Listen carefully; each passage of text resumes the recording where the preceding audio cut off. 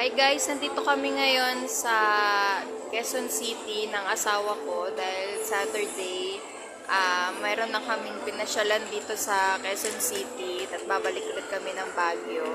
So guys, nandito kami ngayon sa Kuya J Restaurant. Ayan. Kaya lang guys, pila. Ayan.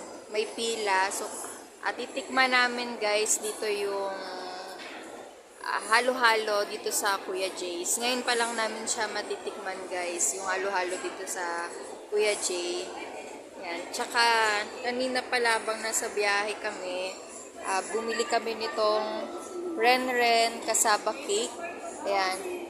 Tinikman lang din namin siya guys. Ayan. So, natikman namin, masarap naman siya. Ayan. So, pwede rin yun to, pag pumunta kayo dito sa Quezon City, pwede nyo rin tikman tong Ren-Ren Kasaba Cake. Yan. Nihintay na yan. Next na kaming tatawagin guys. Yan. Tinawag na yung nasa unahan.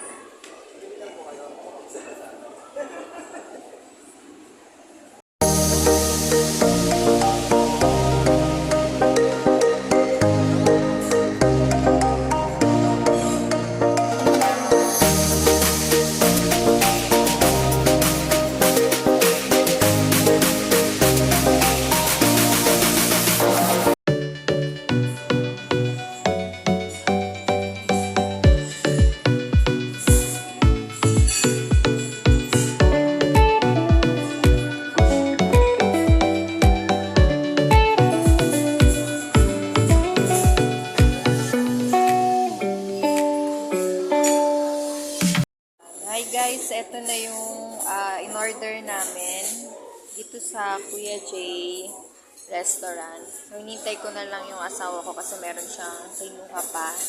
Hinintay ko na lang siya. So, ito guys, titikman namin ito yung pansit nila. Good for 2 na to. So, ito yung palabok. Good for 2 na rin siya. Tapos, ito yung solo spaghetti nila. So, ayan guys, sinintay na lang namin yung in-order naming halo-halo. Ayan guys, ito pala yung halo-halo nila. Ayan. Ito yung regular halo-halo nilang ube.